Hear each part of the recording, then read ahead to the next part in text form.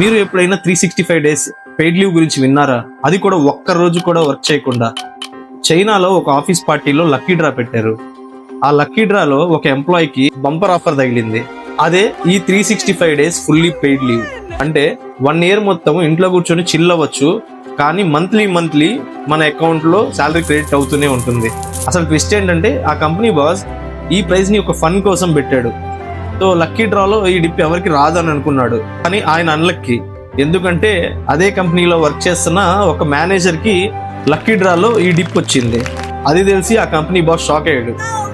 కానీ తప్పదు కదా, లీవ్ అయితే ఇవ్వాల్సిందే. కానీ ఇక్కడ ఒక పెద్ద రిస్క్ ఉంది.